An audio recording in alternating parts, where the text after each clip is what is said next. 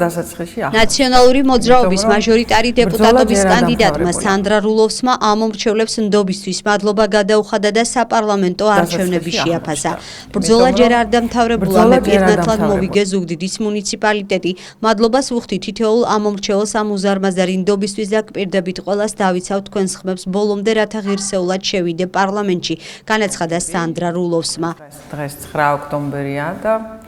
როგორც ყველა ჩემს წინა საარჩევნო მიტინგზე ვამბობდი 8 ოქტომბერი ვთხარი რომ ეს არის ჩვენი გამარჯვების დასაწყისი და მართლაც დასაწყისი აღმოჩნდა იმიტომ რომ ბრძოლა ჯერ არ დამთავრებულა მე პირნათლად მოვიგე ზუგდიდის მუნიციპალიტეტი და მოდიოდა უკვე 8 საათის მერე პირველი შედეგები ძალიან ასეთი დამაჯერებული გამარჯვება იყო ყველა ოლქზე უბანში თუნდაც ინგირში საიდანაც არის ედის ერთოლო რაია აი აქ 46-ე უბნის ოქმი მაქვს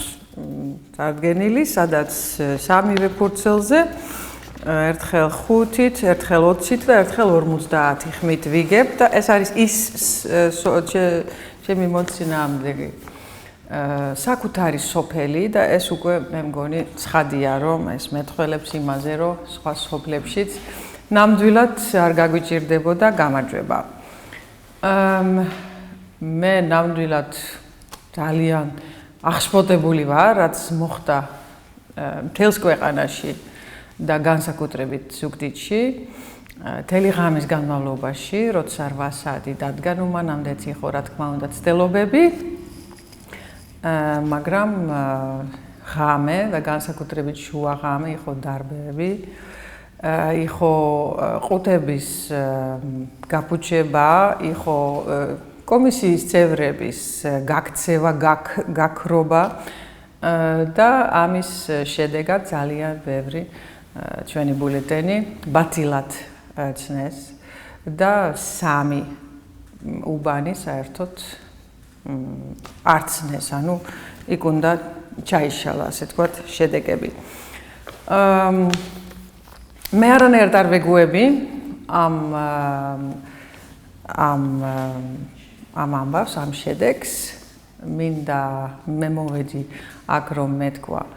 ჩემი ამომრჩევლებისთვის ძალიან დიდი მადლობა ამ უზარმაზარი ნდობისათვის და მე ნამდვილად არ გიღალატებ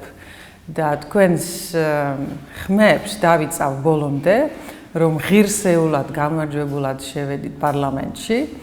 მაგრამ არა ამ პირობებში არა იმ პირობებში როცა მთელი ქვეყნის მასშტაბით ძალიან სამარცხვინოთ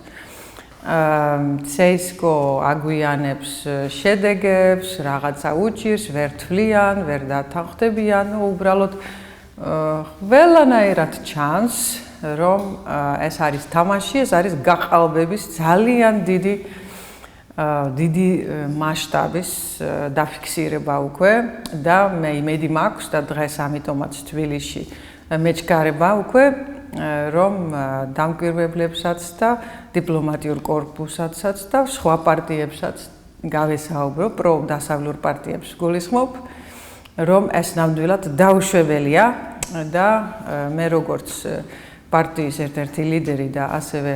როგორც ამ ოლქის 66 და 77 ოლქის გამარჯვებული მაჟორიტარი მექნება ზუსტად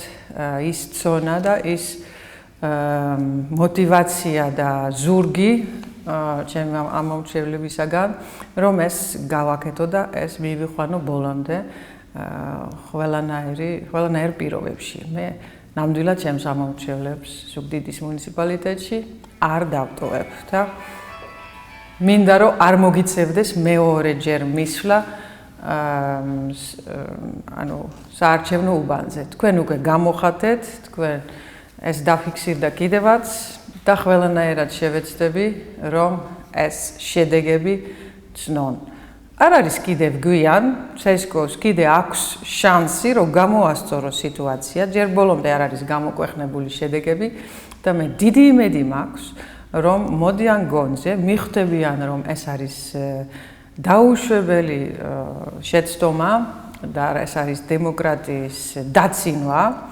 და ნამდვილად შეუძლიათ კიდე გამოსწორება. თუ არა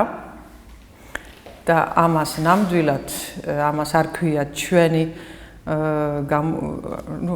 ეს უკვე პროტესტი არ არის, ეს უკვე მათი